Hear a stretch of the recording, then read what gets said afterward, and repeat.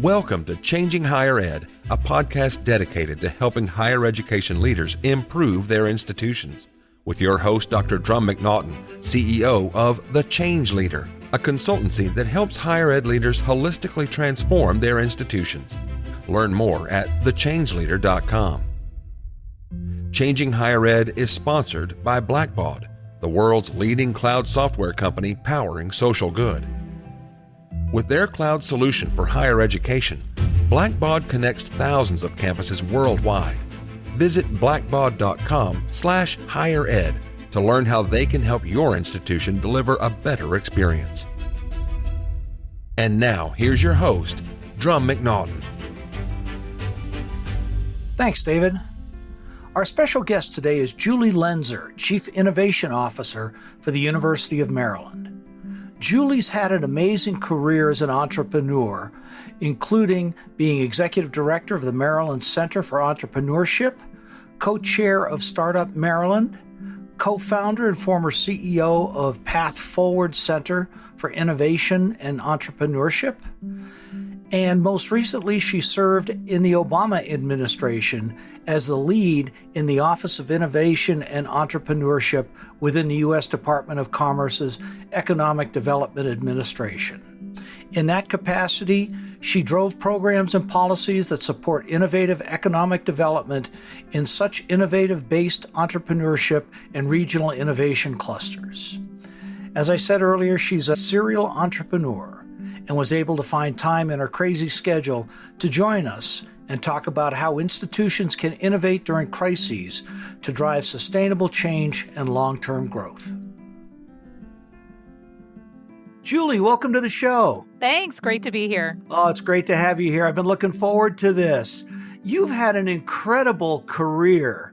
You know, you've been in the private sector, you've been in the public sector with the Obama administration, and now in higher ed, all focused on innovation. I mean, you're even an author. That is really cool. It's part of my attention deficit disorder. I like to do new things.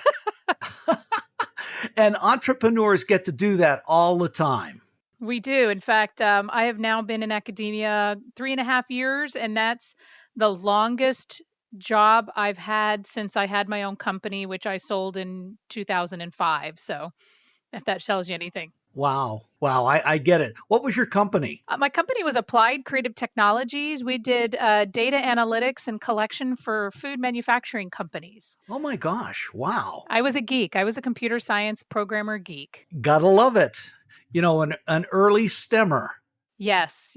I loved computers. Studied at Texas A&M, got my Bachelor of Science in Computer Science. I haven't programmed much except for the last 3 weeks. I enrolled in a certificate class in machine learning. Well, you're way beyond me. The last time I did any programming was back in 1974 or 1975 at my undergraduate at the Naval Academy. I majored in physics. So, you know, people think you major in physics, you're really smart. No, that's not the case.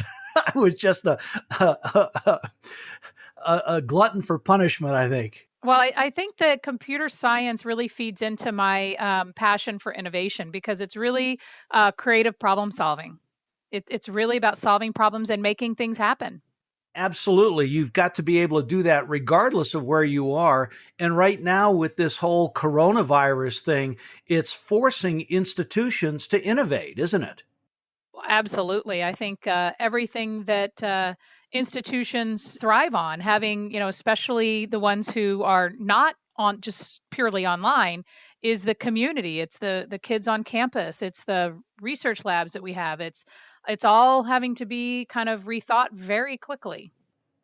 Absolutely. I mean, I've got clients who within 2 weeks put their entire course catalog online.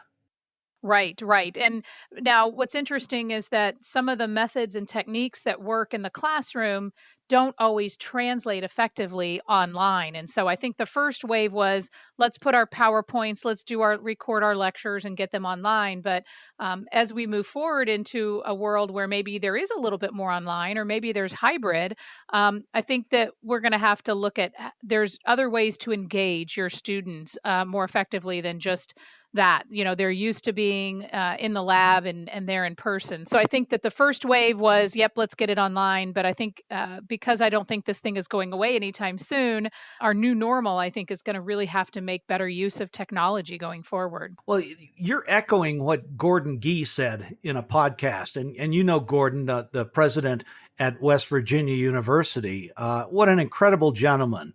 He said the whole coronavirus is accelerating the transformation of higher education by at least a decade, if not more. That's exactly right. Whether we like it or not. Exactly. And frankly, when I look at it, my company is the change leader. When I look at it, I see so much opportunity out there to do things differently than we have, to make them much more efficient, to improve learning and make it a far better experience for everybody, but especially the students.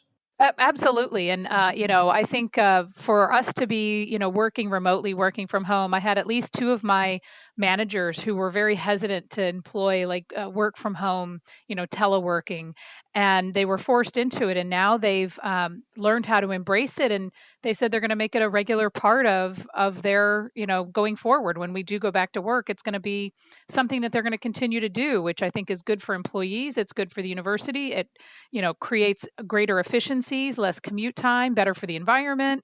Yeah, the glass is half full, and I can always find the silver lining. But this is a horrible tragedy that's going on in the world right now, and I, wouldn't wish this on anybody, but it is what it is. And so where can we draw positive lessons and change some things for the better going forward?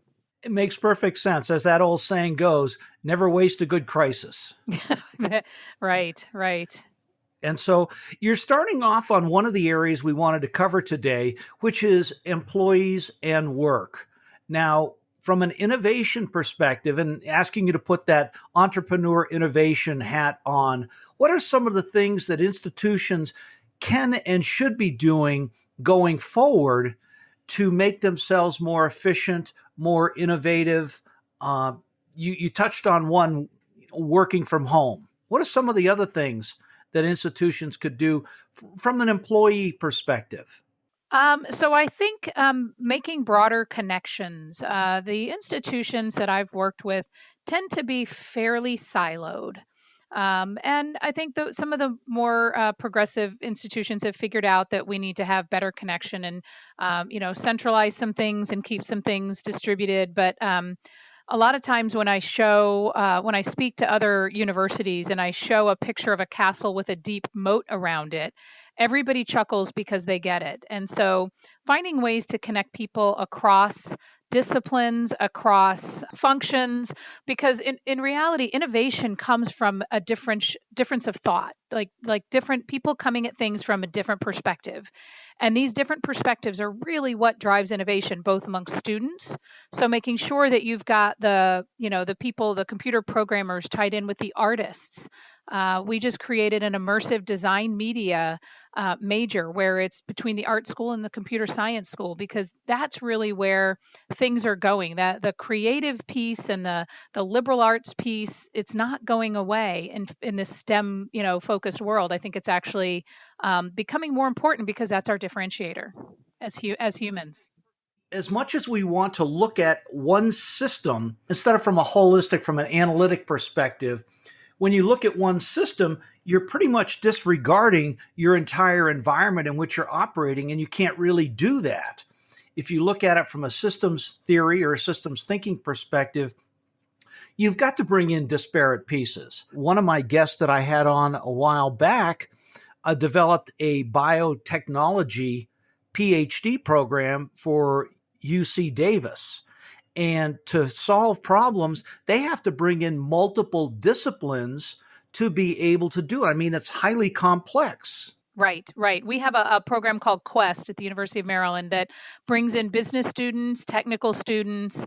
It makes sure you have to have a diverse team to solve, to work on real applied programs. And so they go out and they get industry who might have need some innovation or need somebody to look at something differently, and they'll assign it to these student teams and develops, solutions for these companies. So I think bringing the real world problems in, and there's nothing more real world than the coronavirus right now. I think I've been really pleased to see how many universities and students and faculty have really stepped up to figure out how can we leverage what we know, what we do to help with this crisis. And I know we have one incubator called Techport that brought engineers off of the nearby Navy base, and they started 3D printing face masks and developing frames for face masks. And they created a large device to sterilize PPE. And, this wasn't their primary mission, but they had one woman actually took a breast pump and redirected it so it could be used as a ventilator. Wow, that's amazing. Yeah. That's an amazing story about making a ventilator out of a breast pump. I mean, and that's that saying, necessity is the mother of invention. It reminds me of the movie Apollo 13 with Tom Hanks. Absolutely. This is what you've got, folks. Failure is not an option.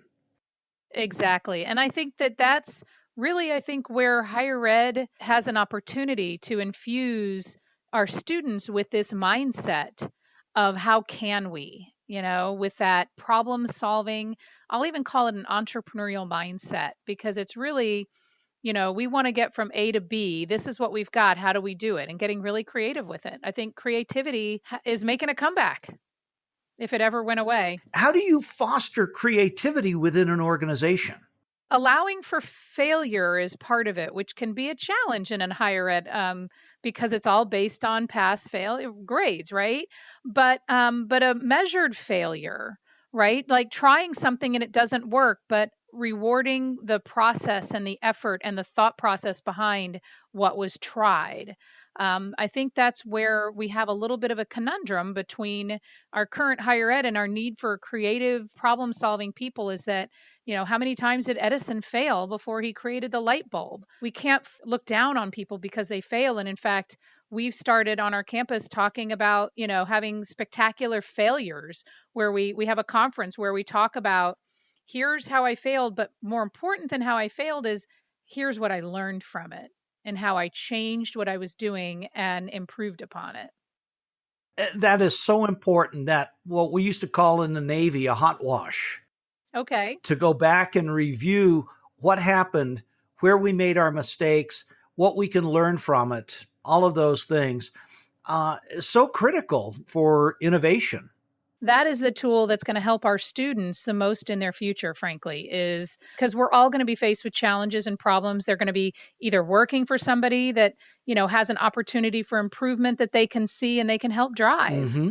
And so we learned from our mistakes. Students are the same way. We shouldn't stop them from making mistakes. We just don't want them to commit hara-kiri. Calculated risk, if you will. That's one of the misnomers about, I call myself a recovering entrepreneur. And, everybody thinks as entrepreneurs as these big risk takers. And while, yes, I have jumped out of an airplane, I was tethered to somebody whose life was also on the line. I held the tail of a tiger, but the tiger was restrained. So, it's a calculated risk.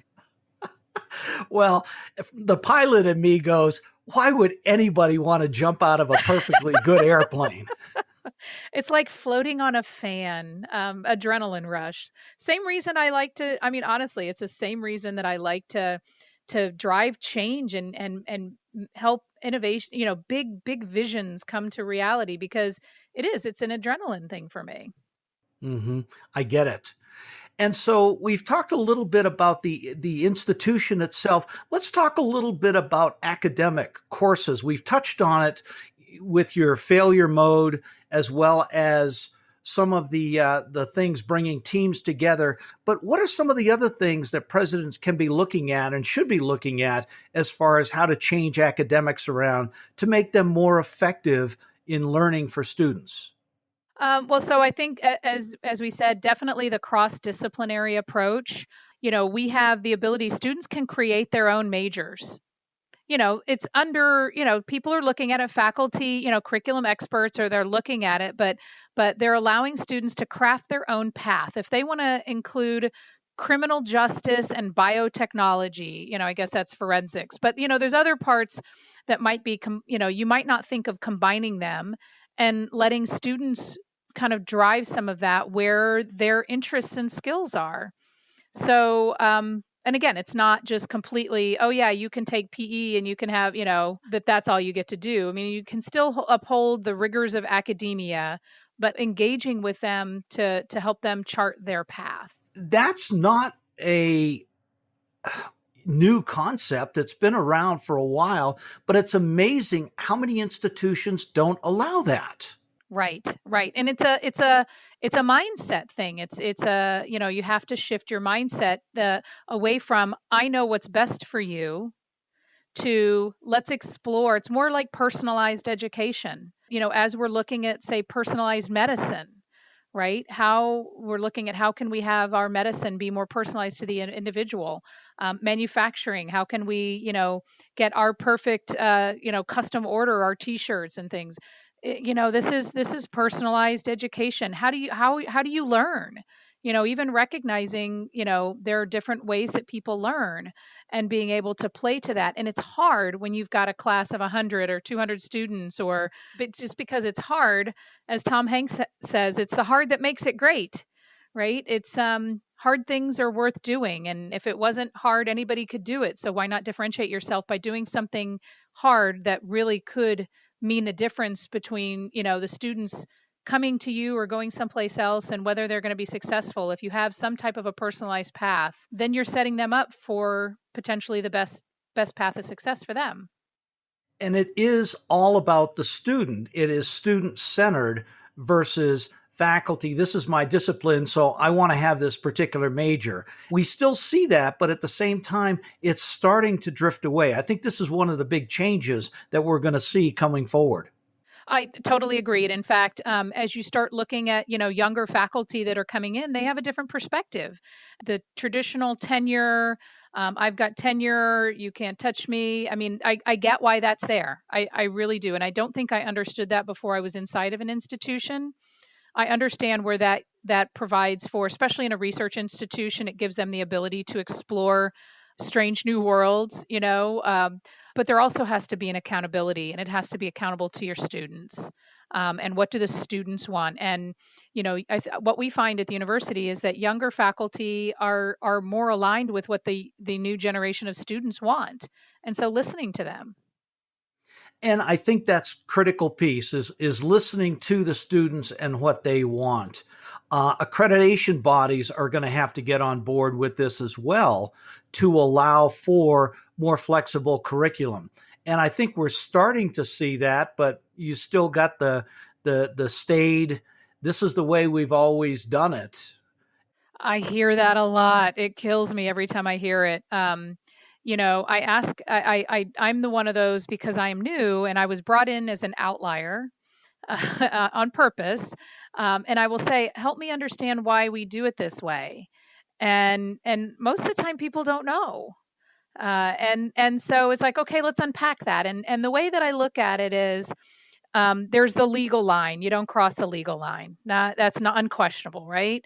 And there's the moral ethic line, right? You got to watch that too. But in between, and then before that, policy itself, somebody created that policy for a reason. That policy can change. Now, of course, in a university, it takes forever to change policies, but it's doable. And it would be nice to see. I mean, I know some accreditation entities, it takes 2 years to get a new course approved. Well, guess what? In 2 years, things have changed.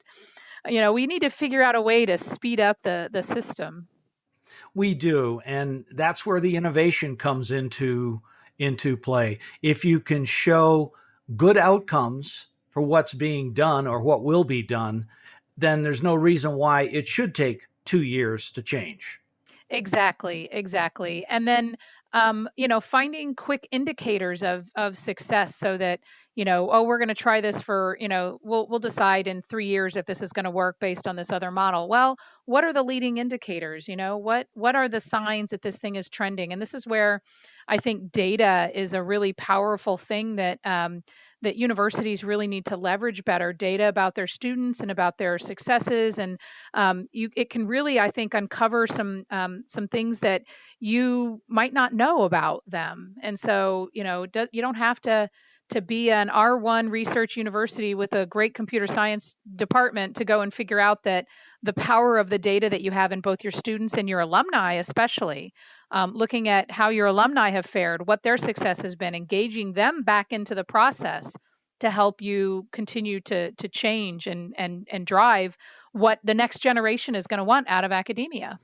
And the older generation can't really preach to the younger generation what it is they should do. It should be coming up from the younger generation saying, this is what motivates me. I give you a good example of that. I was accepted early admissions to Purdue I was accepted in my junior year to go to Purdue in the College of Engineering. And later that year, I saw a presentation from a couple of midshipmen from the Naval Academy. We used to call it Operations Information. And you would get an extra week off of school to go out and talk to different high schools. And I saw this and I said, I might like to do this. So it was me driving the process. Mm-hmm. And that's, I think, what students need to do more of. It's up to the faculty to expose these various areas to the students, and it's up to the students to plot their course through and how they want to get there. And that's a great way to describe it, expose. I see that as part of what being in a diverse environment does is it helps expose these students to new ideas and perhaps unlock something in them that they didn't even know that they had, a skill or an interest, and then supporting them as they go along their way, kind of giving them the support, but not handing it to them, making them go forward, but, kind of lifting them up and then connecting them with each other and other people who have similar interests and likes, as well as different interests and likes. So those are kind of the things that I see the role of the university is shifting towards, right? Exposing, unlocking, supporting, not driving so much as it has been in the past of this is the way and you're going to adapt to my way. That just doesn't work anymore. No, it doesn't. It frankly, did it really work for us coming up? Right. That's true. But it's just like, how do faculty learn how to teach? Because they've seen all their teachers do it. So you get that sins of the father, sins of the son, or sins of the mother, sins of the daughter type of thing. And this is the way we teach. And now with coronavirus, having to move everything online, I am amazed at the number of faculty who have said, I really like this. That is amazing. Yeah. It's because it's change. It also it's more efficient in many ways, when you start to let the students access the information on their time, right? Everybody's biorhythm is different. Everybody's got a different. My biggest mistake my freshman year in college was taking calculus at 8 a.m. on a Tuesday, Thursday. Never again. Why didn't somebody tell me that? But especially my first semester freshman year. But yeah. The synchronous and asynchronous. I mean, there's a blend of synchronous and asynchronous and, lecturing versus discussing versus exploring. And I think all those things, need to be considered in going forward and how we develop curriculum, how we deliver, knowledge, how do we teach them to fish, which is what we're trying to do, right?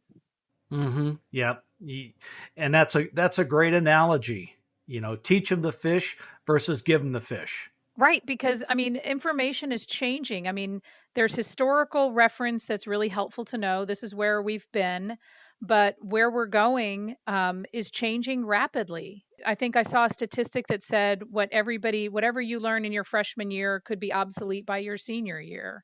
or at least it's changed. And so, again, back to the how do you teach them to think? How do you teach them to problem solve? How do you teach them? So it's a methods. It's a where do you go for resources? How do you break down barriers?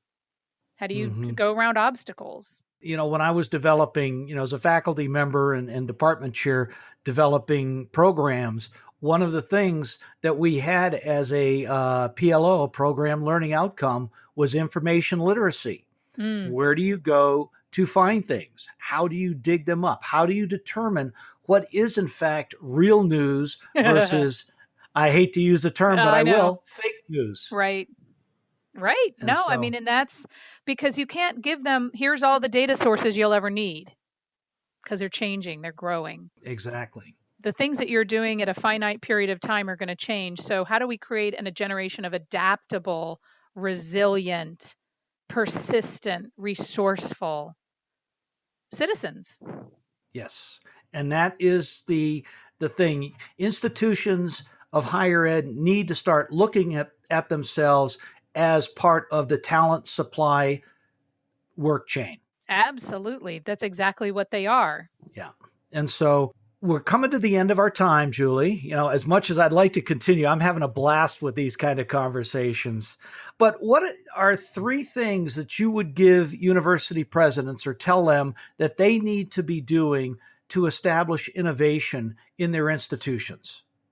To riff off of what we were just talking about, actually, I think that you need to look at engaging your students, helping them to get I'll call it an entrepreneurial mindset, because I'm not saying that they're going to be entrepreneurs, but by entrepreneurial mindset, I mean what we were just talking about, right? The persistence, resourcefulness, taking ownership of your own destiny, not waiting for someone to go and do it for you, problem solving, all of that thing. That consider how do you weave that through, because any major, any student through any place that goes through any program in your university, those are skills that are going to make them more likely to be successful as a human being, as an employee, or as an entrepreneur, or whatever they end up a public servant.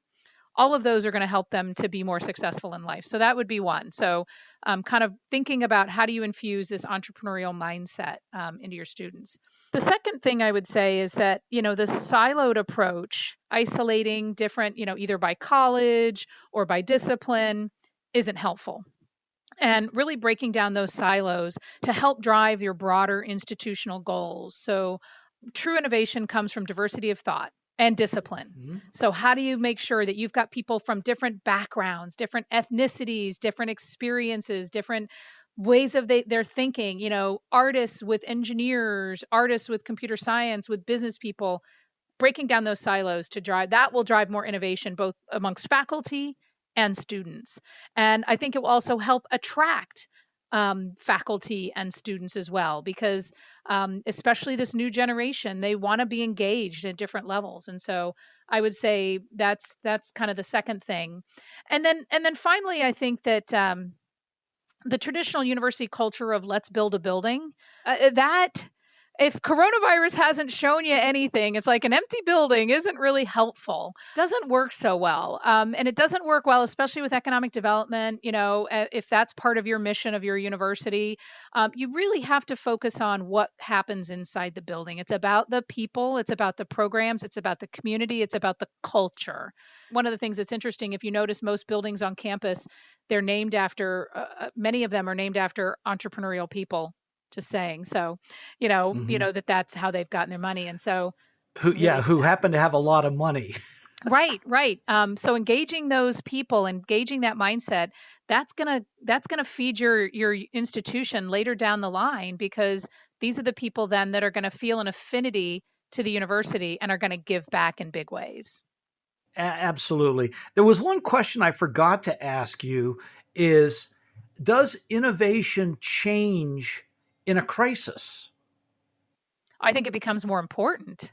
I think that you are forced in a crisis to be less risk averse, so take more risk as far as trying new things.